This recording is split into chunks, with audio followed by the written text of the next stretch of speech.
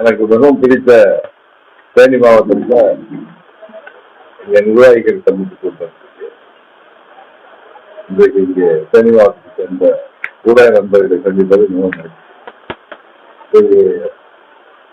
அண்ணன் முத்துசாமி, காசிமாயன் மற்றும் இந்த கழக நிர்வாகிகள், கழக நிர்வாகிகள், முக்கியமான நிர்வாகிகள் அனைவரையும் அந்த வந்து சந்திக்கிறேன். ஏன்னா தேர்தல் வரப்போகுது. நாங்கள் தேசிய ஜனநாயகத்தில் மீண்டும் இணைந்திருக்கிறோம். அண்ணன் EPS அவர்கள் தலைமை ஏற்று தேசிய ஜனநாயகத்தில் மோடி தமிழ்நாட்டிற்கு பல திட்டங்களை இந்த ஊழலாட்சியிலிருந்து மீட்டெடுத்து தமிழ்நாட்டில் NDA கூட்டணி ஆட்சி, அனைத்து இந்திய அண்ணா திராவிட முன்னேற்ற கழக தலைமையில ஒரு மக்கள் ஆட்சியை, அம்மாவின் ஆட்சியை, புரட்சி தலைவர் ஆட்சியை மீண்டும் கொண்டு வருவதற்கு எங்களுக்கு அவர் உறுதியளித்திருக்கிறார். அவரின் விருப்பப்படி இந்த கூட்டணி பெறப்பட்டிருக்கிறது. உறுதியாக இந்த தேர்தலில் திமுகவின் வாரிசு அரசியலை முறியடித்து கங்காரு குட்டி போல போட்டிக் கொண்டிருக்கின்ற ஒருவரை எப்படியாவது பட்டம் சுற்றி விடலாம் என்று தவித்துக் கொண்டிருக்கிற திமுகவிற்கு சரியான மக்கள் அவரோடு பாடம் புகுகின்ற தேர்தலாக இந்த தேர்தல்.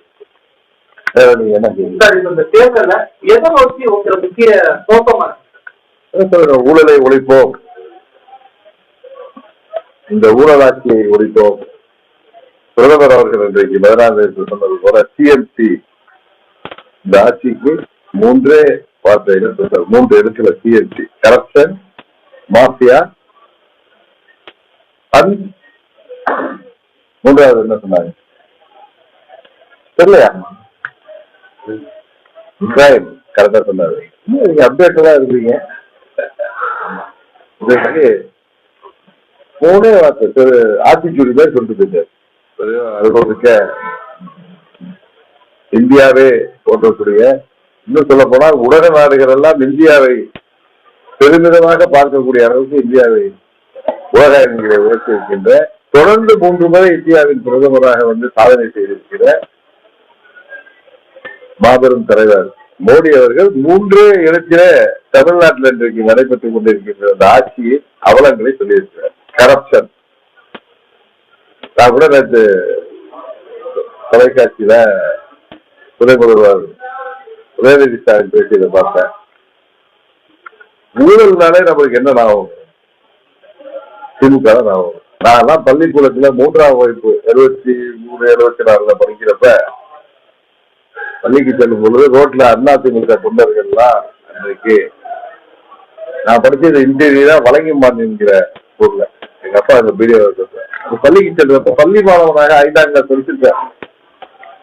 அப்ப அதிமுக தொண்டர்கள் எல்லாம் மூக்கமுத்து உங்க அப்பா அடிப்பதும் உங்க அப்பாவுக்கு எது சொத்து அப்படின்னு கேட்பாங்க. பிள்ளையோ பிள்ளை, உங்க அப்பா அடிப்பது கொள்ளையோ கொள்ளை, திமுக அடிப்பது கொள்ளையோ கொள்ளை என்கிற வார்த்தைகள்லாம் எனக்குலாம் ஒரு 10 வயசுல மனதில் பதிந்து. ஊழல்னாலே நாமக்கு வரக்கூடிய ஒரு கட்சி திமுக. அந்த திமுக குடும்பத்தை சேர்ந்தவர் இன்றைக்கு கரப்ஷனை பத்தி அவர் சம்பந்தம் தெரிகிறாரு.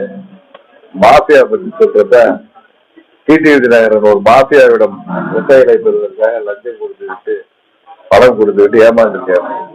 அதாவது பொய் வழக்குன்னு தெரியும். இருந்தாலும் அவர் சொல்றதே ஒன்று என்ன சொல்றாரு, நாங்கெல்லாம் பணம் கொடுத்தோம்னு தான் சொல்றாரு. அவர்களுக்கு போல லஞ்சம் கொடுத்தோம் தான் சொல்றாரு. லஞ்சம் வாங்குகின்றதற்கே பெயர் பெற்றவர்கள், அறிவியல் பூர்வமான கரப்ஷன் செய்யக்கூடியவர்கள். அவர்கள் எங்களை பார்த்து படிக்கிறார்கள். இன்னைக்கு அம்மா அவர்கள் இருந்த ஆட்சியில் சட்ட ஒழுங்கு எவ்வளவு சரியாக இருந்தது, இன்றைக்கு இங்க மாஃபியா ராஜ்யம், ரவுடி ராஜ்யம் நடக்குது. கிரைம் ரேட் எப்படி இருக்குன்னு பாருங்க. சின்ன 3 வயது பெண் குழந்தையில இருந்து வயது வந்து மூதாட்டி வரை வீட்டுல தனியா இருக்க முடியல. வீட்டுல வெளியில போறது 2வது தனியா இருக்க முடியல. போதை பிறந்து ஹப்பாக தமிழ்நாடு மாற்று.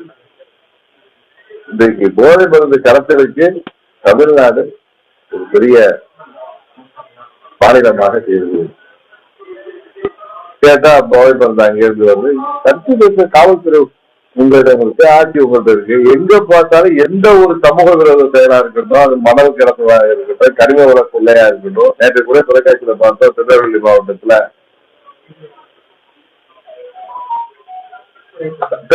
சட்டத்துக்கு புறம்பான 10 குவாரைகள் செய்யறதா ராதாபுரம் பக்கத்துல ஒரு தொலைக்காட்சிகள்ல பாக்குறோம், ஊடகங்களை பாக்குறோம். எதிர்கட்சிகள்லாம் நாங்கெல்லாம் குரல் கொடுக்கிறோம்.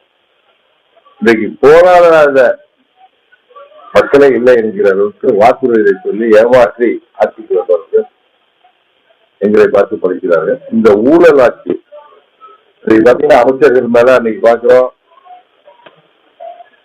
டிரான்ஸ்பருக்கு 356 கோடி ஊழல் நடந்திருப்பதாக இடியே புகார் செய்யுது.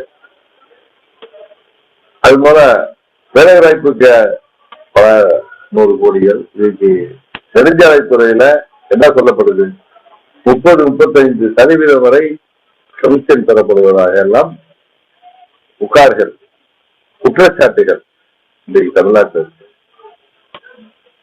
இதுக்கு மேல ஒவ்வொரு துறையிலும் ஊழல். அது மின்சாரத்துறையாக இருக்கட்டும், எந்த துறையாக இருந்தாலும் ஊழல் மலிந்து கிடைக்கிறது. ஒரு கங்காரு குட்டி போல அவங்க அப்பா மடியில உட்கார்ந்துட்டு ஒரு துணை முதல்வராக எங்களை எல்லாம் பார்த்து கமர்ந்திருக்கிறார். உறுதியாக அவர்கள் குடும்ப ஆட்சியை முடிவுக்கு கொண்டு வந்து, வாரிசு ஆட்சியை முடிவு கொண்டு வந்து, முதலமைச்சர் இன்றைக்கு தமிழ்நாடே கொலைக்காடாக கிடைக்குது, கொள்ளைக்காடாக இருக்குது.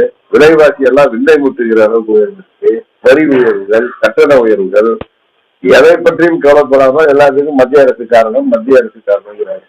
ஒரு தெரியும், விலைவாசி ஒரு இன்றைக்கு உலகளாவிய பொருளாதாரம், குளோபல் எக்கனாமியில எங்கேயோ ஒரு பிரச்சனை வரும்போது எல்லா ஊரும் பாதிக்கப்படுது. விலைவாசி உயர்வுனால அடித்தட்டு மக்கள் பாதிக்கக்கூடாதுன்னு அம்மா உணவுங்கிற கொண்டு வந்தாங்க.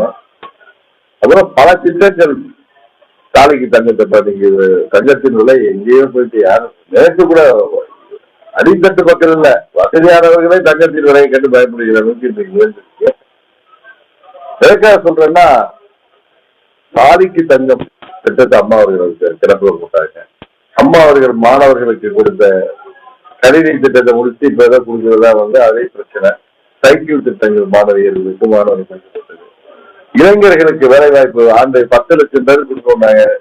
அதாவது அந்நிய முதலீடுலாம் 1000 கோடி வந்திருக்காங்கன்னா எங்க வந்துச்சு, யாரு வீட்டு பைக்கு போகணும்னு தெரியல. இன்னொரு ஊழலை பத்தி சொல்றப்ப அவங்க ஒரு அமைச்சரை நான் நினைக்கிறேன், நம்ம புத்தக காலேஜை சேர்ந்தவரே, ஒரு பெரிய குடும்பத்தை சேர்ந்தவர், அமைச்சராக இருந்தவர், அப்போது நிதி மந்திரியாக இருந்த போது அவர் தொலைபேசியில் பேசியதாகவே 30,000 கோடி, இது என்ன 3 வருஷத்துக்கு முடியாது ஆட்சிக்கு வந்து ஒரு நாட்டிலே 30,000 கோடி ஊழல் பணத்தை அந்த குடும்பம் வச்சுட்டு என்ன பண்றதுன்னு தெரியாம தவிக்கிறாங்க. அவர் சொன்ன தகவலே பொதுவெளியில வந்தது. இப்படி ஊழலுக்காகவே வாழ்கின்றவர்களை இந்த ஆட்சி பொறுத்தவரைக்கும் அகற்ற வேண்டும் என்கிற ஒரே நோக்கத்தோடு தான் நாங்கள் தேசிய ஜனநாயக கூட்டணி அமைக்கப்பட்டது.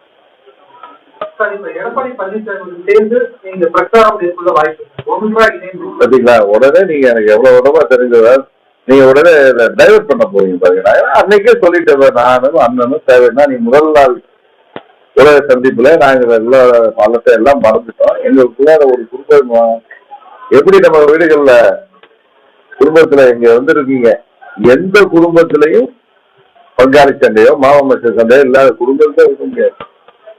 அப்ப நீங்க என்ன பேசுனீங்க, நான் என்ன பேசினேன் திரும்ப பேசுறது இல்லை. ஏதோ ஒரு முக்கியமா அந்த குடும்பங்களுக்கு ஒரு பிரச்சனை வர்றப்பையோ, இல்ல அந்த குடும்பத்துல ஒரு முக்கியமான ஒரு மரணம் இருக்கிறப்பையோ, இல்ல கல்யாணத்திலே எல்லாம் ஒன்று.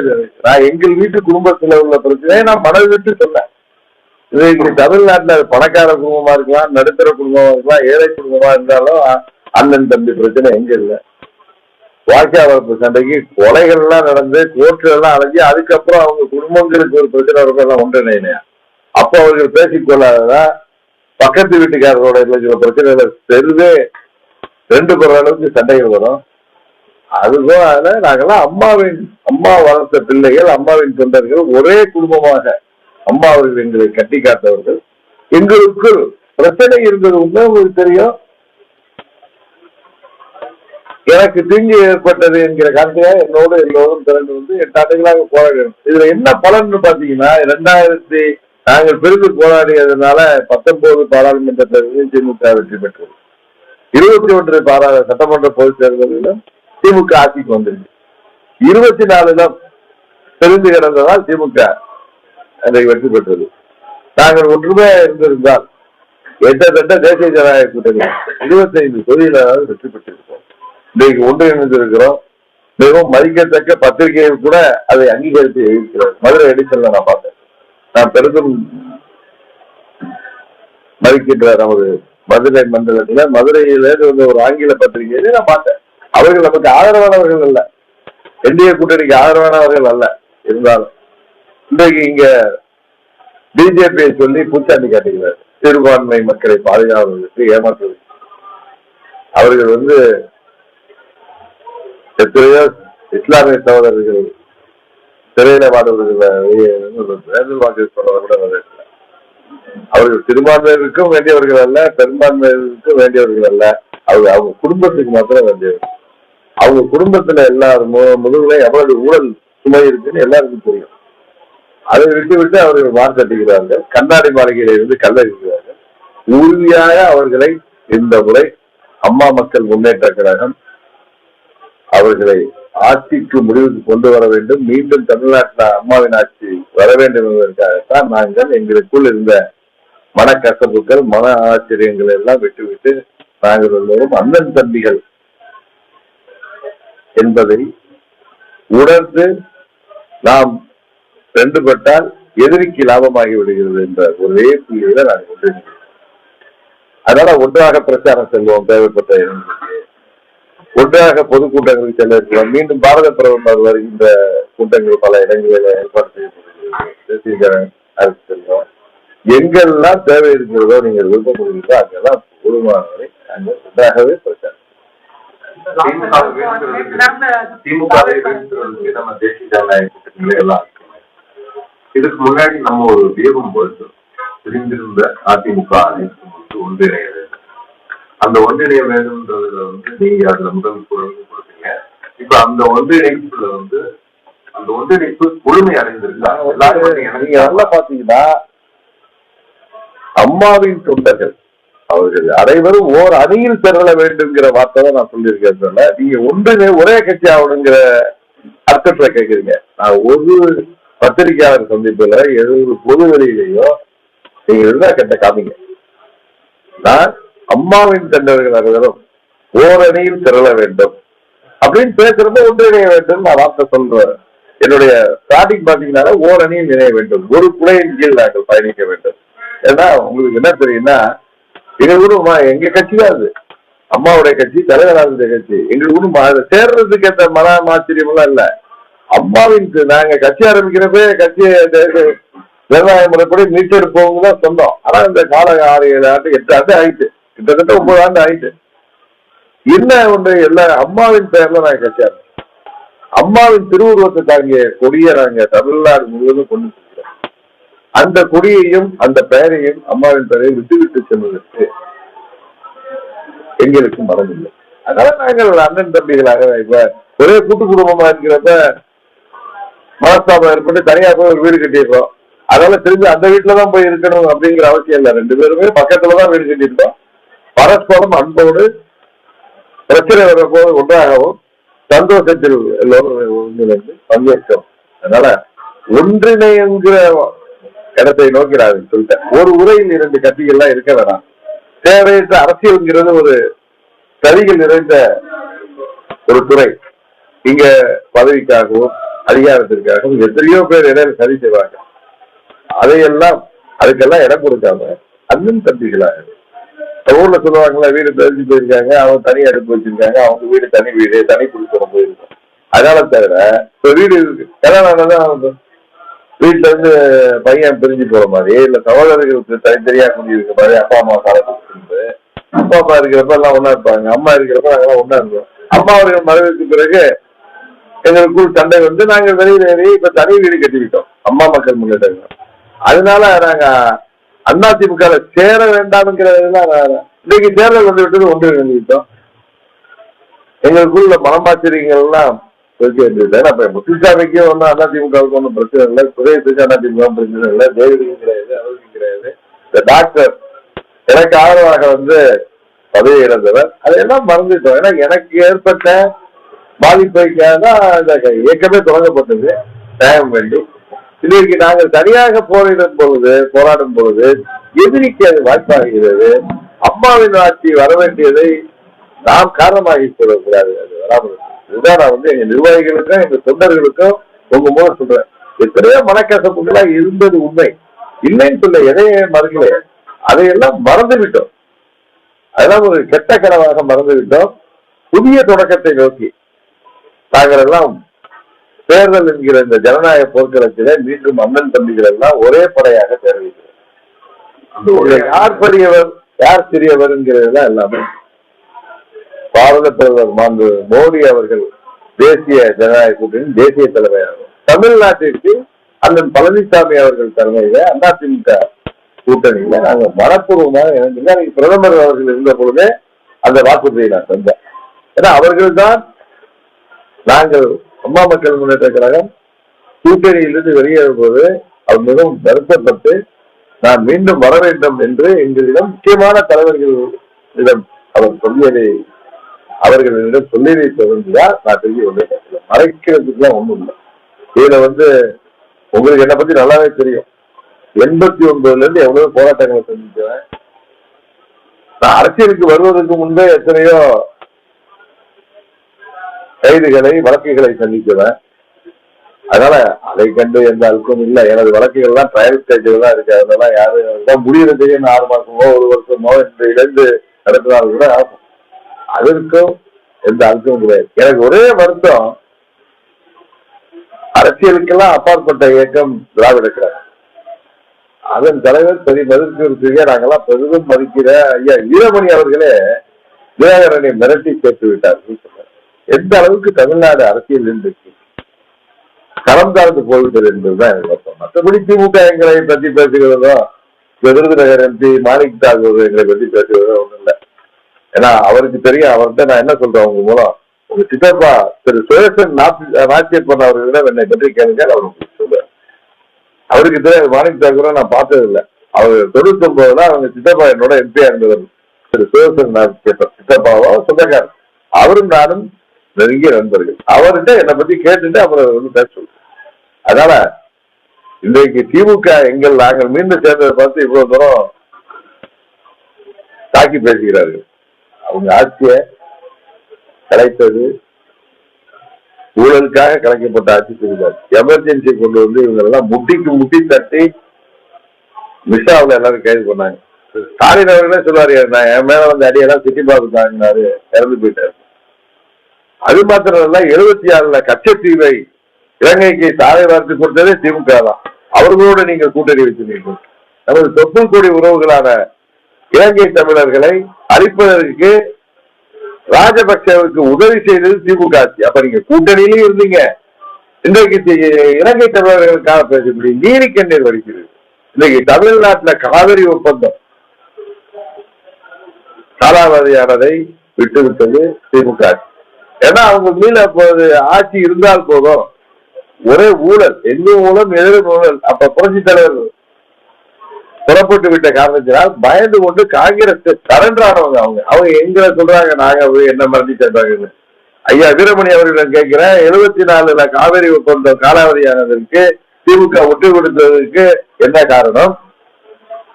76ல திமுக ஆட்சி கலைக்கப்பட்டது, ஊழலுக்காகவே அந்த ஆட்சி கலைக்கப்பட்டது. நாம் கேள்விப்பட்டிருக்கோம் சின்ன வயசுல வீரான ஊழல், பூச்சி மருந்து ஊழல், மஸ்டர் ரோல் ஊழல், இன்னைக்கு எத்தனையோ ஊழல்கள். இன்றைக்கு ஊழல்னாலே நான் வர்றது திரு கருணாநிதி அவர்களின் முகமும் திமுக முகம் தான். அவருடைய பேரன் இன்றைக்கு பேசிக் கொண்டிருக்கிறார். காலம் நாங்கள் 21 ஒன்றாக இருந்திருந்தால் இவர்கள் ஆட்சிக்கே வந்திருக்க முடியாது. அதுதான் உண்மை.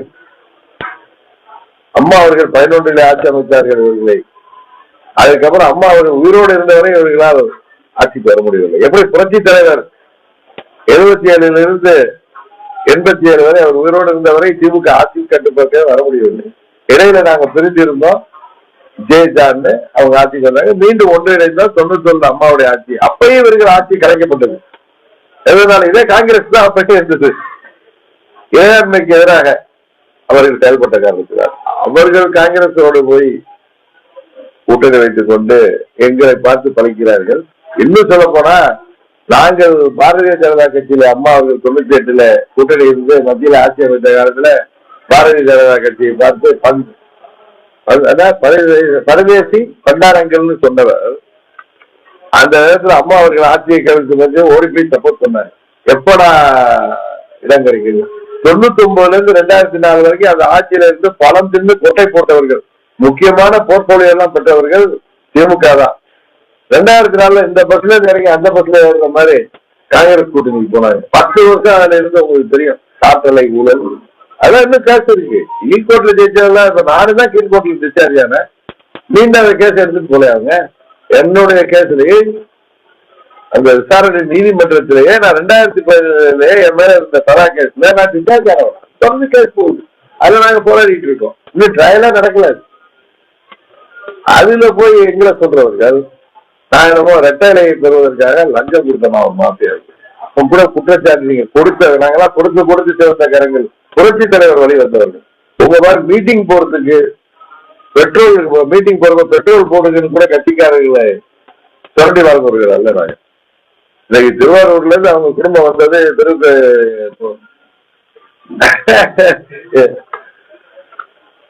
ஒரு மருத்துவ மறைந்த சிவாஜி கணேசன் அவர்கள் சொன்னது ஞாபகம் இருக்கு. இன்றைக்கு அவர்கள் எத்தனை ஆயிரம் கோடிக்கு அதிபதி, எத்தனை லட்சம் கோடிகளுக்கு அதிபதி. இன்றைக்கு திமுக மாநாடு நடத்துவதற்கெல்லாம் பணம் எங்க இருந்துச்சு? ஏன் நம்ம ஊர்ல எல்லாம் தேனி பாராளுமன்ற தேர்தலில் போய் முதல்ல ஒரு 500 ரூபாய் கொடுத்தாங்க. அதெல்லாம் சரியா சேரலன்னு மறுபடியும் கொடுத்தார்கள். சரியா? வேற எங்க போனா எங்க எங்க திருக்கோவையில விவசாயம் பண்ணி கொண்டு வந்து போனோம். யாரும் பார்த்து பேசுகிறார்கள். இவர்கள் எங்களுக்குள் பிரிவினை நாங்கள் சேர மாட்டோம் என்று குளிர்காய எடுத்தார்கள்.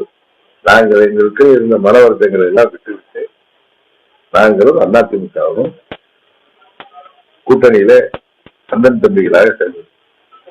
இந்த ஓரணியில வர வேண்டியவங்க இருக்காங்க.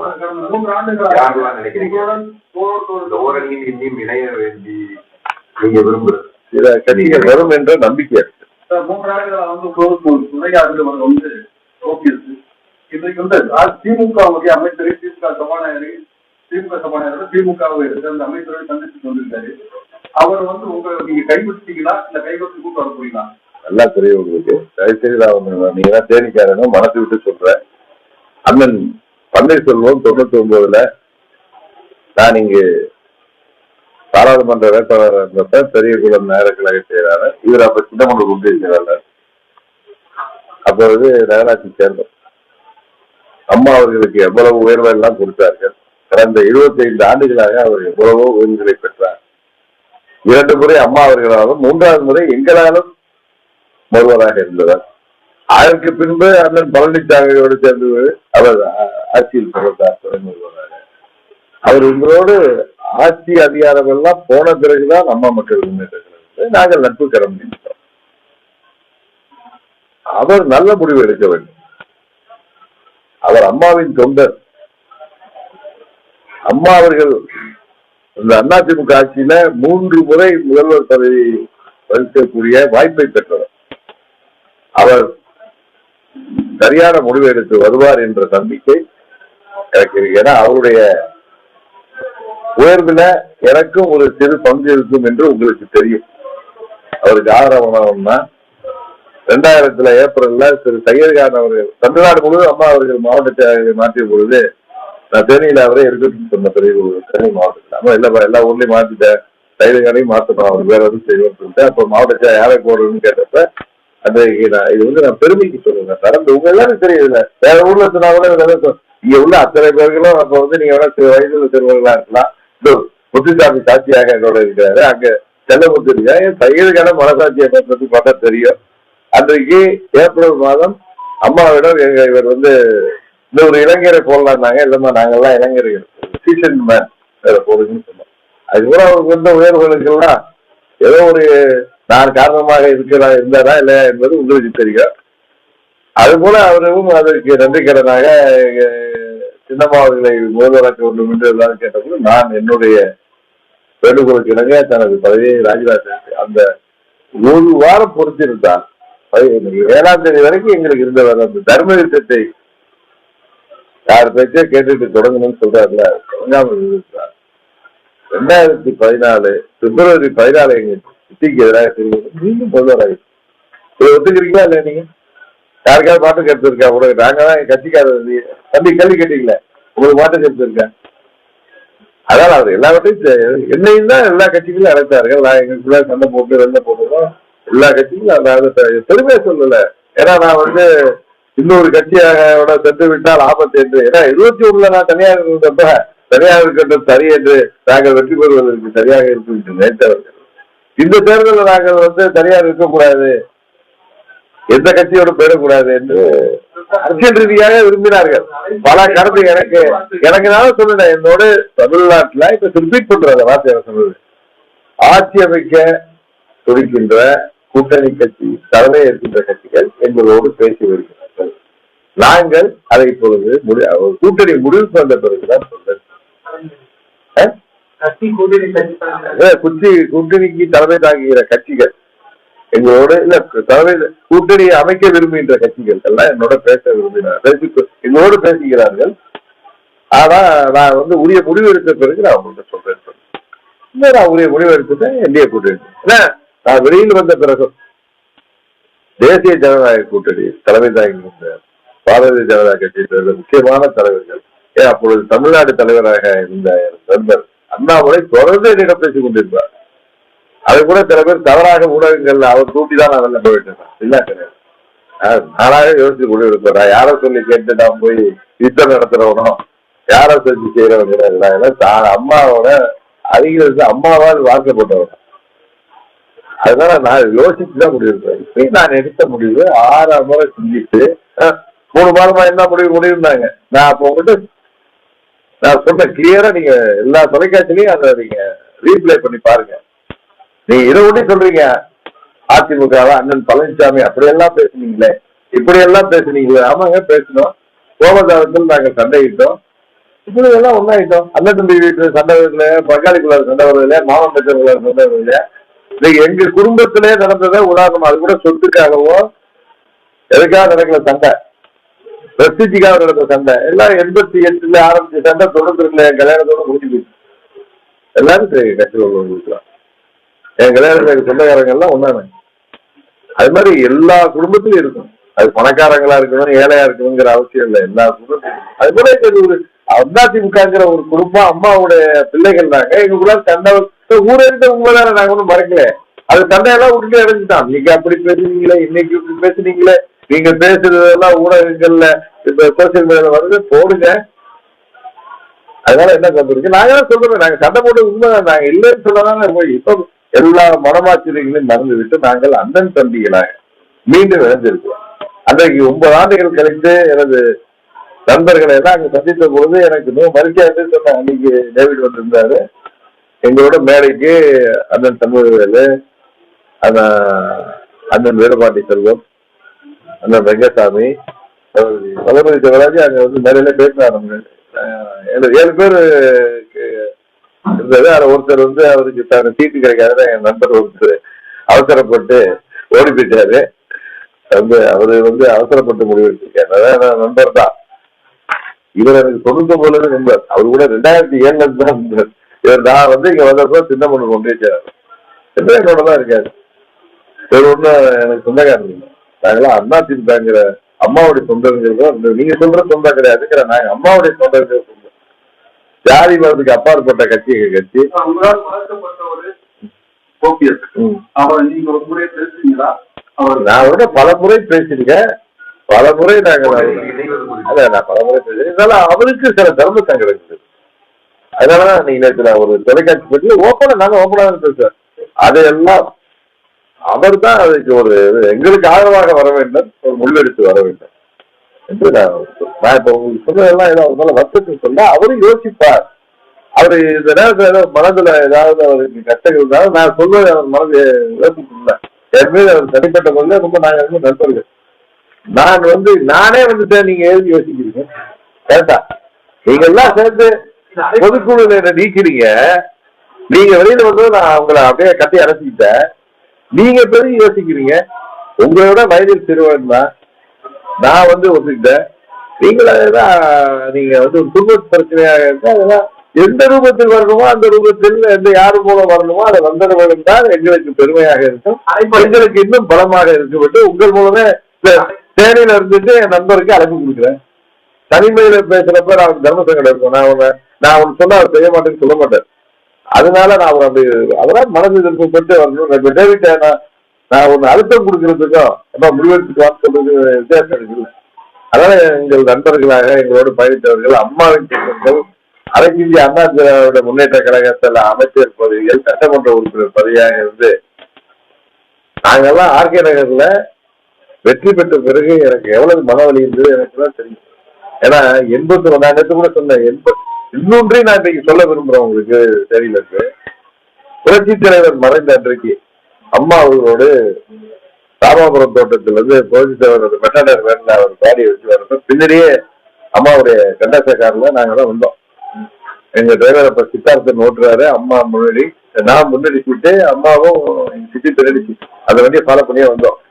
ராஜாஜி ஹாலில் நினைச்சிட்டு அந்த ஸ்ட்ரக்சரை மேல தூக்குறப்ப அங்க இருந்து அந்த ஆர்மியில இருந்தவங்க அம்மா தூக்க சொன்னாங்க. பக்கம் அம்மா அந்த பக்கம் போய் தோல் கொடுத்தப்ப சத்யா ஸ்டுடியோல பத்மா ஒருத்தர் அவர் சோகத்தாவத்தோ அம்மாவை சட்டம் போட்டதும் அம்மா என்ன சொன்னாங்க, அந்த இடத்துல ஒரு இது வராட்டு என்ன தம்பி நீ போகணும். அப்ப இந்த புரட்சி தலைவர் என்கிற பெரிய மாமனிதனுக்கு அந்த ஸ்ட்ரக்சரை நம்ம ஊரை சொல்லுமா பாட தூக்கிறதுக்கு வாய்ப்பு கிடைச்சது, அந்த வாய்ப்பு பெற்றவங்க நான் போய் மாட்டி முடிவு எடுக்க முடியல சொல்லுங்க. அம்மாவால அரசியலுக்கு வந்தவங்க, அம்மா கூடவே பயணித்தவர். 23 வயதுல இருந்து அம்மாவுக்கு பாதுகாப்புக்கு வந்தவர்கள் நாங்க. நீங்க நினைக்கிற மாதிரிலாம் அம்மா ஆட்சிக்கு அம்மா அப்ப அம்மா தனிமையில் இருந்தார்கள். அவர்களுடைய தமிழ்நாட்டை விட்டு விரட்டதான் நினைச்சாங்க புரட்சி தலைவர் மறைவுக்கு பிறகு. அவர்களுக்கு துணையாக நின்றவங்க, அவர்கள் பக்கபலமாக நின்றவர்கள். நீங்க பார்த்துருப்பீங்க போல வேன்ல வரப்போ டாப்ல உட்காந்து வருவோம் பின்னாடி. எதுக்கு இது பெருமை? இதை நான் உங்களுக்கு இதை வச்சு நான் கிரெடிட்டுக்காக சொல்லல, அப்படி அம்மா கூடவே பயணித்தவர்கள். நைட்டு படுக்கிறப்ப காலத்துல எத்தனை மணிக்கு என்ன எழுப்பணும்னு இருக்கான்னு சொல்லிட்டோம். இதெல்லாம் நான் இன்னைக்கு யாரோ உங்கள்கிட்ட மைலேஜ் வாங்கிட்டோம். அதே மாதிரி அம்மா கூடவே நாங்க ஒன்றி வாழ்ந்தோம். என்ன வீட்டுக்கு போன சொல்லப்போ அமைதியா தான் இருந்தேன். 2007ல இருந்து அமைதியா தான் இருந்தேன். இவங்களை கூட என்ன பார்க்க கூட பார்க்க மாட்டேன்னா அவங்கதான் நம்மள அரசியல் சொல்ல வேணாம் ஒதுங்கி இருந்தேன். திரும்பவும் அம்மா மறைவுக்கு பிறகுதான் நான் வெளியில வந்தேன். அவங்க இறந்தா நீ போகாம இருக்க கூடாது, எங்க சித்தி வேணும்னு கூப்பிட்டதுனால வந்தேன். அவர்கள் எல்லாம் சேர்ந்து என்ன துணைப்பூச்சி ஆக்கினார்கள்.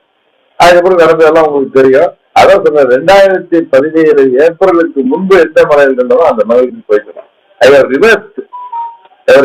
நான் அம்மா மீறி எதுவுமே சேர்ந்து கரெக்டா அம்மாவுடைய பழத்தை குறையில வச்சுட்டு நாங்க போக முடியுமா? எங்க நினைச்சு பாரு. அதே மாதிரி அண்ணன் பன்னீர்செல்வமுக்கும் அது போன்ற என்ன சொல்றது அம்மாவுக்கு அவரது கடமைப்பட்டவர் என்பது 21 அம்மா அவர்கள் ஆட்சி பொறுப்பு செப்டம்பர் 21, 2001 இறங்குறப்ப அவரை அம்மாவுக்கு 15 மாசம்லாம் தெரியும். அவரை அன்றைக்கு எப்படி அவரை சேர்ந்தது, அதோட சீனியர்லாம் இருந்தாங்க. அப்பே ஜெயக்குமார் இருந்தாரு, செங்கோட்டையன் இருந்தாரு, குட்டிசாமி இருந்தாரு. பழையவர்கள் இருந்த போது கூட அம்மா அவர்களை எதற்காக தேர்ந்தெடுத்திருப்பார்கள் என்று உங்களுக்கு தெரியும். இங்க இருந்து இப்ப மறைந்த துரைராஜ் அவர்களும் இந்த பதவியை சேர்ந்தவர்களும் நீங்க நினைக்கிற கம்மிகளா இல்ல, எதனாலும் யாரோட இருக்கிறார்கள் என்ற காரணத்தினால் அம்மா அவர்கள் கொண்டு வந்திருப்பார்கள் என்பது உங்களுக்கு தெரியும். அதுபோல 2 முறை அம்மா அவர்கள் இருந்த போதும் அம்மா அவர்கள் மறைவுக்கு பிறகும் சின்னம்மா அந்த ஸ்தானத்தில் இருந்தபோது வந்தவர். அதனால அவர் நல்லா யோசித்து முடிவெடுப்பார். யாருடைய உள் அழுத்தத்திற்கும் அவருக்கு புற அழுத்தமா கிடையாது, உள் அழுத்தத்திற்கும் நான் சொல்றது அண்டர்லைன் பண்ணீங்க. அவர் வந்து செவிசாய்க்காமல் அவரை வாழ வைத்த இயக்கத்திற்கு அவர் நன்றி கடன் செய்ய வேண்டிய நேரம் வந்திருக்கிறது. ஏன்னா நம்ம ஆட்சி தமிழ்நாட்டில் வர்றது நமக்காக மாத்திரமல்ல. இன்றைக்கு எங்கு பார்த்தாலும் ஊழல், எதிலும் ஊழல், சட்டம் ஒழுங்கு சந்திச்சிருக்கிறது. கஞ்சா, ஹெராயின் போன்ற போதைப் பொருட்கள் நடமாட்டம் தமிழ்நாடு முழுவதும் மாணவர்கள் முதல் அனைவரையும் பாதிக்குது. கூலிப்படைகள் பெருகிவிட்டது. யாருடைய உயிருக்கும் இன்னைக்கு உத்தரவாதம் இல்லை. கனிம வள கொள்ளை, எந்த ஒரு சமூக விரோத மணல் கொள்ளை, எந்த ஒரு சமூக விரோத செயலிலும் பின்னாடி பார்த்தா அதுல திமுகவுடைய பேட்டர்னேஜ், அதாவது அவர்கள் திமுகவை சேர்ந்தவர்களுடைய பாதுகாப்பு இருக்கு. காவல்துறையின் கைகள் கட்டி போடப்பட்டிருக்கு. காவல்துறைக்கே இன்றைக்கு பாதுகாப்பு கொடுக்க வேண்டிய நிலைமையில தமிழ்நாடு காவல்துறை இருக்கிறது. சட்டம் ஒழுங்கு சந்திச்சிருக்கிறது. இதுதான் உண்மை. இதை அவர்கள் ஏழை எளிய மக்களை ஊழலை செலுத்த பணத்தை வைத்துக் கொண்டு விலைக்கு வாங்கி விடலாம் என்று கனவு காண்கிறார்கள். அது 24 தேர்தலோடு முடிந்து விட்டது. இந்த 26 தேர்தல் தமிழ்நாட்டுக்கு உண்மையான விடியலை கொண்டு வரும். அது அம்மாவின் ஆட்சியை, தேசிய ஜனநாயக கூட்டணியின் ஆட்சியை, மோடி அவர்கள் தமிழ்நாட்டை தத்தெடுத்துக் கொள்கின்ற அளவிற்கு தமிழ்நாட்டிற்கு எப்படி அம்மா இந்த தேனி மாவட்டத்தை ஒரு தத்தெடுத்திருந்தாரோ அது போல இன்றைக்கு அம்மா அவர்கள் இடத்துல மோடி தான் எங்களுக்கு இருக்கிறார். மோடி அவர்கள் தமிழ்நாட்டையே, அம்மா அவர்கள் இன்றைக்கு தமிழ்நாடே அவருக்கு வந்திருந்தாலும் நம்ம தேனி மாவட்டம் என்பது அவர்களுக்கு ஒரு சிறப்பான ஈடுபாடோடு அம்மா அவர்களுக்கு இருந்தது தெரியும். அது போல தமிழ்நாட்டையே மோடி அவர்கள் தத்தெடுத்து தமிழ்நாட்டுக்கு தேவையான அனைத்தையும் பெற்று தந்து மீண்டும் தமிழ்நாடு இந்தியாவிலேயே முதல் மாநிலமாகுவதற்கு நாங்கள் அனைவரும் ஒத்துழைப்போம். அதற்காகத்தான் நாங்கள் தேசிய ஜனநாயக கூட்டணி ஆட்சி வரணும்.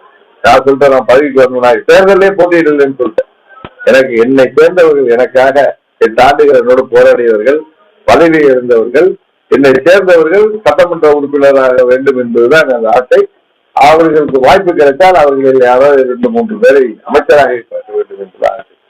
ஏன்னா அதிகாரத்தின் பக்கத்திலே ஒரு அம்மா என்கிற பெரிய ஆளுமையின் பக்கத்திலே இருக்கணும். அதனால இதெல்லாம் எனக்கு ஒரு பெரிய விஷயமாக பார்ப்பதில்லை. எங்கள் அம்மா மக்கள் முன்னேற்ற கழகம் தொடர்ந்து அம்மாவின் லட்சியங்களையும் கொள்கைகளையும் அடுத்த நூற்றாண்டுக்கு கொண்டு செல்கின்ற பணியை செய்வதில் தான் ஆசை. அதிமுக ஆட்சி வெற்றி பெறப்போ பாத்தீங்கன்னா மக்கள் முன்னேற்ற, அதாவது அம்மா மக்கள் முன்னேற்ற கட்சியில் ஜெயிக்கிறவங்களும் ஆட்சியில பங்கு கொள்வாங்க. விருப்பம். அப்ப அவரு தனிப்பெரும்பாடோட பட்டுட்டு நாங்களே இருக்கோம்னு சொன்னா அதை போய் சண்டை போட முடியாது, கூடாது இல்ல. நம்ம நோக்காது இல்ல. திமுக இருக்கிறது என்னோட ஆசையை சொல்றேன். என்னுடைய முதல் குறிப்பில் என்னை சேர்ந்தவர்கள், எனக்காக உழைப்பவர்கள், என்னோடு எத்தனை அழுத்தங்களை தாண்டி இன்றைக்கு பயணித்துக் கொண்டிருப்பது தகுதியானவர்களை நான் அவர்களை சட்டமன்றத்திற்கு அனுப்ப வேண்டும். வாய்ப்பு இருந்தால் அவர்களை அமைச்சராக்க வேண்டும் என்பதுதான் எனது ஆசை. அது கூட்டணி ஆட்சி அமைகின்ற தனிப்பார்வை அமைந்தோம். அந்த எடப்பாடி அவர்கள் எல்லாம் நம்ம எல்லாம் கூட்டணி ஆட்சி அமைப்போம் என்று அதுக்காக சண்டை போட்டு பெறுவதில்லை. எனது ஆசை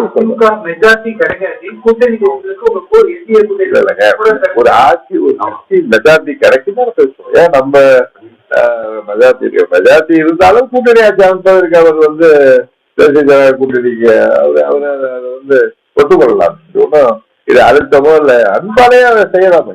அம்மாவுடைய ஆட்சிக்கு எல்லாரும் நினைக்கலாம். இதெல்லாம் ஒரு அழுத்தம் கொடுத்தோ பார்கெயின் பண்ணி பண்ற விஷயம் இல்லை. இதெல்லாம் யதார்த்தமாக நடக்கும். ஆட்சி அப்படின்ற வார்த்தை அவங்க தேசிய ஜனநாயக கூட்டணி ஆட்சிங்க. உங்களுக்குள்ளார கேக்குறீங்க. அதிமுக தலைமையில ஒரு கூட்டம் எடப்பாடி சொல்றது அதிமுக ஆட்சி தான் அமைப்போம் அப்படின்னு. இப்ப என்டிஏக்கு மற்ற கட்சியெல்லாம் தேசிய ஜனநாயக கூட்டணி ஆட்சி அப்படின்னு நம்ம தேசிய ஜனநாயக கூட்டணி அதிமுக தலைமையில நடக்கும். அதுல எல்லா கட்சிகளும் தங்கள் சட்டமன்ற உறுப்பினர்கள் அமைச்சராக வேண்டும் என்று விருப்பப்படுவது யதார்த்தம். இதுல போய் நீங்க இப்படி உள்ளுக்குள்ள கேட்காதீங்க. இந்த ஆட்சியில நடக்கிற அமலங்களை நாங்க வெளிப்படுத்துறதுக்கு எங்களுக்கு உதவி செய்யுங்கள், எங்களை திசை திருப்பாதீர்கள் என்றுதான் கேட்கிறேன். முடிஞ்சு போச்சு எல்லாம். ஏன் இன்னைக்கு மோடி அவர்கள் மதுராந்தகத்துக்கு வந்தது அந்த கூட்டத்துல எல்லாமே வெளிப்படையா தெரிஞ்சுட்டு அன்றைக்கு நானும் அதிமுக அந்த இபிஎஸ் அவர்களும் ஒன்றாக அமர்ந்து நாங்கள் எல்லாவற்றுக்கும் உங்களுக்கு விளக்கம் கொடுத்தோம். நாங்கள் 2 பேரும் அண்ணன் தம்பியாக செயல்பட போகிறோம். அம்மாவின் லட்சியங்களை தொடர்ந்து கொள்ள சென்றதுதான் எங்களுடைய பணின்னு அவரும் சொல்லிட்டாரு, நானும் சொல்லிட்டேன். திரும்ப திரும்ப உள்ளார வந்து நீங்க பிரச்சாரத்துக்கு போக மாட்டேன். எடப்பாடிக்கே நான் போவேன் பிரச்சாரத்துக்கு. அமமுக இருக்கிற தொகுதிகளை அவருக்கு ஸ்பெஷல் கவனம் எடுத்து வருவாரு. இதெல்லாம் ஏற்க வேற. இல்ல இவரு தான் வேண்டாதவரா அவருக்கு, இல்ல இவரு வேண்டாதவரா, இல்ல அவர் வேண்டாதவரா, எங்க டாக்டர் வேண்டாதவரா, ஏதோ ஒரு சண்டை சச்சரவுல வந்துச்சு. அதை இன்னும் சொல்றேன், நான் வந்து அவர்கள் இருக்கிற தொழில அதீத கவனம் செலுத்துவேன், எங்க தொழில அவர் அதீத கவனம் செலுத்துவேன். நீங்க பார்க்க போறீங்க. அப்படி விருப்பப்பட்டது உண்மைதான். நான் தான் நிக்கவே இல்லை. நீங்க நிக்கிறது வந்து அண்ணா, அதாவது அமமுக உங்க கட்சியை சொல்றதுக்கும் கட்சியினர்களுக்குமே ஒரு பெரிய ஒரு ஏமாற்றமா இருக்காது சார். அதை சொல்லிட்டால அவங்க தான் சொன்ன ஒரே முறையில 2 கட்சி இருக்கக்கூடாது. அரசியல் என்பது ஒரு சரி நிறைந்த ஒரு துறை. இங்க ஆட்சி அதிகாரம் எல்லாம் வர்றப்ப யாரோ நமக்கு எல்லாம் இடையில பிரச்சனைகளை உருவாக்குறாங்க. அந்த பிரச்சனை நமக்கு நமது அதிமுகவுக்கும் வரவிடுவதை முறையிலேயே கிள்ள வேண்டும் என்பதற்காக தான் நான் எங்க தொண்டர்களுக்கு தெரியும். இது பதவியெல்லாம் தாண்டி நாம இருக்கக்கூடிய அவர்களுக்காக இருக்கக்கூடிய நான் எம்எல்ஏ ஆகி மந்திரி ஆகணும் தான் அவசியம் இல்லை. என்னை சேர்ந்தவர்கள் மந்திரி ஆனாங்க. ஆமா சார், ஆமா சார், உறுதியாக நாங்க கேட்போம் சார். அவங்களுக்கு தெரியுமில்ல வந்து ஒருவேளை ஒண்ணு அதிமுக தொகுதியா இருந்தா அவங்களுக்கு கஷ்டம் இருக்கும். அது மாதிரி சொல்றேன், ஒரு யதார்த்தத்தை சொல்ற மாதிரி நிச்சயம் வந்து இப்ப எங்க கூட 7 பேர் இருக்காரு. 18 பேர்ல என் அன்பு நண்பன் வெற்றி மறைஞ்சுவிட்டார். அவரு சாத்தூர் சுப்பிரமணியன் இன்னைக்கு அரசியல் விட்டு போயிட்டாரு. சில பேர் அதிமுக போயிட்டு இருந்தாங்க, சில பேர் திமுக போயிட்டாங்க. என் கூட இப்ப 7 பேர் இருக்காங்க. அதுல வந்து நான் முடிந்தவரை அவர்களுக்கு மீண்டும் போட்டியிடுவதற்கு உறுதியாக நாங்கள் வாய்ப்பை பெற்று தர வேண்டிய கடமை எனக்கு இருக்கு. இது அவருக்கு வாய்ப்பு. அவர் தொழிலை நல்லா பார்க்க சொல்லுங்க டாக்டர். அதனால அதுதான் எனக்கு நான் என்னை சேர்ந்தவர்கள், என்னோட 8 வருஷம் பயணிப்பவர்கள், எத்தனையோ கஷ்ட நஷ்டங்கள் அந்த இயக்கத்தை தாங்கி பிடிப்பவர்கள், அவர்கள் வந்து இந்த தேர்தலில் போட்டியிடணும் அப்படின்னு நான் தமிழ்ல தானே பேசுறேன். திரும்ப திரும்ப இதை நோண்டி இருக்குது. ஆட்சியில இது நடந்துச்சு, அது நடந்துச்சு, எதுவும் கேட்கவே மாட்டீங்களா? ஏன் ஆட்சியை பத்தி பேச பயப்பமாயிருக்கும்? ஏதாவது அச்சுறுத்தல் இருக்கா? உங்களுக்கு எதுவும் அழுத்தம் இருக்கா? யாரும் மிரட்டுறாங்களா? என்ன கேட்கிறாங்கல்ல எல்லாரும்? அதெல்லாம் சார், இந்த ஆட்சி உறுதியாக இன்றைக்கு மோடி அவர்கள் 16ஆயிரத்துல வந்து நீங்க அதற்கான தொடக்கம் ஆரம்பிச்சிருக்கு. நான் சொன்னேன், இன்றைக்கு வசந்த பஞ்சமி, இது வந்து சக்தி வந்து எழுச்சி அடைகின்ற நாள். அன்னைக்கு இந்த மாவீரர் சுபாஷ் சந்திர போஸ் அவர்கள் ஆன்மீகம் தெரிஞ்சவர்களுக்கு வசந்த பஞ்சமியின் அந்த அர்த்தம் புரியும். கரெக்டா? எல்லாருக்கும் புரியாது. அது வந்து ஆன்மீகத்துல ரொம்ப திளைத்தவர்கள், ரிலிஜியஸா சொல்லல, ஸ்பிரிச்சுவலா. ஆன்மீகம் வேற, மதசார்ந்து இருக்கிறது வேற. ஆன்மீகத்துல ஸ்பிரிச்சுவலா உள்ளவர்களுக்கு வசந்த பஞ்சமியோடைய உள்ளர்த்தம் தெரியும். அந்த நாள்ல மாண்புமிகு பிரதமர் அவர்கள் இங்க வந்து எங்களை எல்லாம் ஒரு அணியில் இணைத்து அந்த மாபெரும் ஒரு பொதுக்கூட்டமா 4-5 மாவட்டங்களுக்கான ஆர்கனைஸ் செய்யப்பட்ட பொதுக்கூட்டம் பெரிய மாநாடாக அமைந்தது. கிட்டத்தட்ட 5 லட்சம் பேருக்கு மேல் வந்திருந்தாங்க. உள்ளாரவே 2 லட்சத்துக்கு மேல 3 லட்சம் பேர்ல இருந்தாங்க. வர முடியாதவர்கள் மேலே வெளியில ஒரு கிட்டத்தட்ட 3 லட்சம் பேர் வெளியிலே இருந்தாங்க. அதான் சொல்ற மாநாடு போல் உருவெடுத்து எல்லாம் தொண்டர்கள். எங்க கடவுளக்கூட்டுல இருந்து எங்க ஒன்றிய செயலாளர் வைரா பாட்டி கூட வந்திருந்தார். இங்க உள்காட்டுல இருந்து கூட எங்க கிளம்பி வந்தேன். அது 2 நாள் நான் சேர்ந்த நாள் தானே நான் எல்லாரும் வந்திருந்தாங்க. உள்காட்டுல இருந்து கூட எங்க ஒன்றிய செயலாளர் பார்த்து எனக்கு மகிழ்ச்சியா இருந்துச்சு. எங்க கன்னியாகுமரியில இருந்து எங்க தொண்டர் வந்திருந்தார். ஊட்டில இருந்து எங்க நிர்வாகி வந்திருந்தார். எது சொன்னா அவ்வளவு எட்டில இருந்து கூட அங்க மதுரை எங்க இருக்கு அங்க வந்திருந்தாங்க. இதே போல வந்து எங்க அம்மா மக்கள் முன்னேற்ற ஒரு மனதாக இதுல வந்து எந்த யாரோ ஒரு சிலருக்கு வருத்தம் இருக்கு, நம்ம தலைவருக்கு அவரை விட்டு கொடுத்தாருன்னு. நானே விட்டு கொடுத்த பிறகு பங்காளி சண்டையெல்லாம் விட்டுட்டது அவர்களும் விட்டு விடுவார். விட்டு சரியாடுவார். எனக்கு தெரிஞ்சு 99% ஒன்றிணைஞ்சுட்டார். சரிதானே? என்னப்பா தேனி மாவட்டத்திலே ஒன்றிணைஞ்சுட்டாங்க. என்னுடைய அதிக பக்க ஆதரவாளர்கள் உள்ள மாவட்டம் எல்லாம் அண்ணன் தம்பியா உள்ளவங்க. சார் ஒப்பீனியன்ட்டீங்கன்னா நீங்க பல வருஷமா சொல்ற ஸ்லீப்பர் இன்னும் வெளியே வர மாட்டாங்க. பல வருஷமா ஜெயடிவில இருந்தாரு கேட்டா எப்படி இருக்காரு. ஸ்லீப்பர் செல் எல்லாம் ஒரு காலகட்டத்துல இப்ப ஸ்லீப்பர் செல் எல்லாம் எங்களுடைய லைவ் செல் ஆயிட்டாங்க. அவ்வளவுதான் போதுமா? ஸ்லீப்பர் அதான் சொல்றேன், மனமாச்சரியம் விட்டுட்டோம், இந்த பெட்டி பாலிடிக்ஸை விட்டுட்டோம், சதிகள் எல்லாம் முறியடிக்கிறது தான், சதிகளுக்கு இடம் கொடுக்க கூடாது. நான் தேர்தலுக்கே போடுறேன். ஸ்லீப்பர் செல் தான் இப்ப லைவ் செல் ஆயிட்டாங்க. புரியுதா? உங்களுக்கு இன்னும் எதுவும் கேள்வி? எங்களை விட்டுதான் கேள்வி கேட்கறீங்க. இங்க ஆட்சியில நடக்கிற கேள்வியே கேட்க மாட்டீங்களா? பாலாஜி தானே உங்களுக்கு எனக்கு அவர் பேர் தான் இருக்கு. அவரு தான் சும்மா என்ன முடக்கிறதா நினைச்சிட்டு அவரு ஒரு சார்பா கேள்வி கேட்கிறாரு. அதுதான் எனக்கு கொஞ்சம் அதுதான் எனக்கு புரியல. இவருக்கு என்ன அழுத்தம் இருக்கு, இல்ல இவருக்கு எதுவும் மிரட்டல் இருக்கான்னு புரியல. வேற சொல்லுங்க, வேற ஏதாவது கேக்குறீங்களா? வேற ஏதாவது சங்கடம் இருக்கா? வேற ஏதாவது தீர்க்க வேண்டியது இருக்கா? விளையாட்டு சொன்ன நீங்க டைவர்ட் பண்ணாதீங்க. தேர்தல் போர்க்களத்துல நிக்க போறோம். நீங்க இது நாங்க எல்லாத்தையும் விட்டுட்டோம்ப்பா. எங்களுக்குள்ள நான் தானே விடணும், நானே விட்டுட்டேன். நீங்க சொன்னது அதே மாதிரி என் மேல அன்பு உள்ளவங்க இருப்பாங்க, அவர்களும் விட்டு விடுவாங்க. இப்ப விஜய் வந்து ஊழல் அப்படிங்கறத வந்து அடையாளப்படுத்தி ஆரம்பிக்காம எங்க புரட்சி தலைவர் படத்தை போட்டுட்டு அவர் ஓட்டு கேட்கிறாரு. எங்க கட்சி ஆட்சியை வந்து அவர் ஊழல் ஆட்சி கூடாது. என்னங்க புரட்சி தலைவர் படத்தை போட்டுட்டு இருக்காரு. புரட்சி தலைவருடைய கட்சியின் ஆட்சியை ஊழல் ஆட்சிங்கிறது என்ன? சினிமாவில டபுள் ரோல் பண்ற மாதிரி டேலாக்கார என்ன பேசுறாரு அவரு? அண்ணாவை மறந்து விட்டார்கள் அண்ணா திமுக. அண்ணா புரட்சி தலைவருடைய அண்ணாவுடைய இதேக்கடி புரட்சி தலைவர் ஆரம்பிச்ச இயக்கங்க இன்னைக்கு தாண்டிப்பட்டி பக்கம் போதே இன்னும் அந்த புரட்சி தலைவருடைய நினைவு எல்லா இடத்துலயும் இருக்கும். அவருடைய தொண்டர்கள் தாங்க. இன்னும் சொல்ல போனா நாங்கெல்லாம் பெருங்க அண்ணாவை பார்த்தது இல்லை. அண்ணா மகன் தப்ப எனக்கு என்ன 2 வயசா இருந்திருக்கோம். 65ல புரட்சி தலைவரை சொல்லி பார்த்தவர்கள், அம்மாவால் ஆளாக்கப்பட்டவர்கள். எப்படி அண்ணாவை மறப்போம்? எங்கள் வழிகாட்டிகளை யாரும் மறப்பாங்களா? சும்மா அவர் டைலாக் எல்லாம் பேசிட்டு இருக்காரு. அவர் கட்சி ஆட்சிக்கு கொண்டு வந்து ஆசைப்பட்டு அதை செய்ய சொல்லுங்க. தேவையில்லாம எங்கள்கிட்ட வந்து வர சொல்றீங்க. அப்புறம் நாங்கெல்லாம் வெளியிட்டு இருந்தோம்னா தப்பா போயிடும். இதுவரை அதாவது ஊழல் அவரை கேள்வி கேட்கிறாங்க. நான் சோசியல் மீடியால பார்த்தேன். எனக்கு கரெக்டான கேள்வியாதான் தெரிஞ்சு. ஊழலை ஒழிப்போங்கிறீங்களா? நீங்க உங்க படத்தை பிளாக் டிக்கெட்டை விட்டு தானே உங்க அந்த ஊழலே உங்களால ஒழிக்க முடியல. 100 ரூபாய் 150 ரூபாய் டிக்கெட் 1000 2000 ரூபாய்க்கு விற்கிறானா? அதை கூட உங்களால ஒழிக்க முடியல. நீங்க என்ன நாட்டு ஊழல் வந்து முதல்ல வெளியில வாங்க சார். வீட்டுக்குள்ள உட்காந்துட்டு ஊழலை ஒழிப்போம், இந்த கொள்கை எதிரி உடலங்காதிரின்னு பேசிக்க முடியாது. அண்ணா அவருக்கு பிடிக்கிறதா திமுக பேசு. தேவையில்லாம வந்து அண்ணாவெல்லாம் எங்க மறந்துட்டு வாங்குறாங்க. நாங்க எப்படி மறப்பாங்க அண்ணா? அண்ணாவை தமிழ்நாடு மறக்குமா? புதுசா வந்துட்டு அண்ணாவை பத்தி பேசிட்டு இருக்கு. சிரிப்பா இருக்கீங்க. ஏதோ நடிகர் அவருக்கு பாப்புலாரிட்டி இருக்கிற எதாவது செய்வாங்க. பத்தி நீங்க மாநில தேர்தலுக்கு போட்டி போடுங்க. நீங்க ஆட்சி அமைச்சு பாருங்க. அவங்க வெளில வாங்க சார்.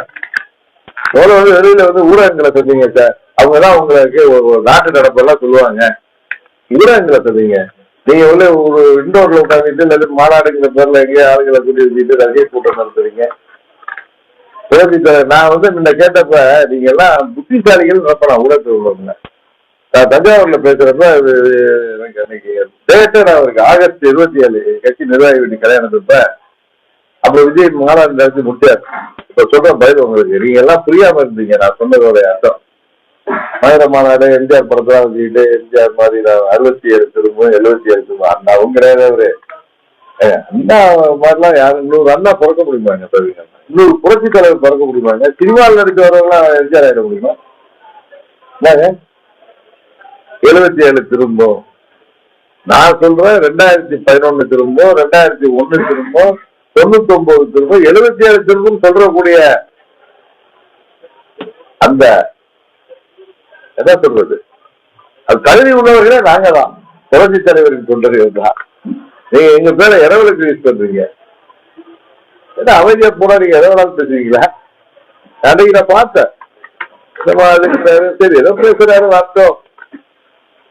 அவரை நான் என்ன சொன்னேன், விஜயகாந்த் போன்ற ஒரு தாக்கத்தை ஏற்படுத்துவான்னு சொன்னேன். புரட்சி தலைவர் மாதிரி தாக்கத்தை ஏற்படுத்த நான் சொன்னேன். அதை நீங்க புரிஞ்சுக்கலன்னா நான் அது முட்டாள் இல்லை. விஜயகாந்த் அவர்கள் 2006 ஒரு தாக்கத்தை ஏற்படுத்தினாரு.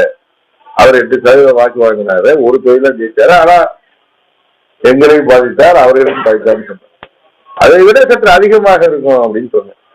ஆனா எம்ஜிஆர் மாதிரி வருவான்னு சொன்னா கேட்கிறேன் சார், நீங்க தானே அவர் அப்படி சொன்னீங்க அப்படி சொன்னேன். நான் என்ன சொன்னேங்கிற தாண்டி நீங்க அர்த்தம் பண்ணீங்கன்னா நான் புரிஞ்சுக்கிறேன். அதாவது 2026 அவருக்கு தாக்கம் இருக்கும் அப்படிங்கிறது தாக்கம் இருக்கு சார். ஆனா புரட்சி தலைவர் மாதிரிலாம் இன்னொரு புரட்சி தலைவர் முடியாது. ஏன்னா புரட்சி தலைவரோட வாரிசுகள் நாங்க எல்லாம் இருக்கோம் சார். நாங்க ரெட்டாயில இருக்கிற வரைக்கும் என்ன பண்ண முடியும் சார்? நீங்க ரெட்டாயிலை பலவீனப்பட்டு விட்டதுன்னாங்க, ஒரே நாள்ல பலமாகி விட்டது. என்னங்க நாங்கள் எல்லாம் மனவாச்சரியில விட்டுட்டு ஒன்று இணைந்தோம். இன்னைக்கு ஒரு நாம் விரோதம் மதிக்கிற ஒரு பத்திரிகை, எங்களுக்கு எதிரான பத்திரிகை, அதை ரியாலிட்டி எழுதுறாங்க. உண்மைதானே? நான் கேட்கறது நீங்க மற்ற மாதிரி நான் கேட்கல, எதார்த்தத்தை கேட்கிறேன். எங்க எதனால ஆட்சி அமையலையோ அந்த காரணம் இன்னைக்கு சரி செய்யப்பட்டு விட்டது. அன்றைக்கு நாங்கள் ஒன்னா இருந்திருந்தோம்னா நேரடியா 21 தொழில அதிமுக சொல்லிச்சு. அதோடைய பாதிப்பு 50,000 தொழில் வந்து இங்க இருக்க ஒரு படம் தலைவர் மற்றவங்க அதிமுக கூட்டணியோ அந்த திமுக கூட்டணியோ தலைவர்களே இல்லை அப்படிங்கிறாரு. அந்த ரொம்ப பெரிய பதவிக்கூடிய மூத்த நிர்வாகி அவரை பேசுகிறார். அவர் நாங்க அண்ணாவை மறந்து விட்டேன்னு அவர் பேசுவாரா? அவரை பேசல. எம்ஜிஆரை மறந்து விட்டேன்னு பேசுவாரா? அவர் பேசிட்டு நான் பேசுவேன்.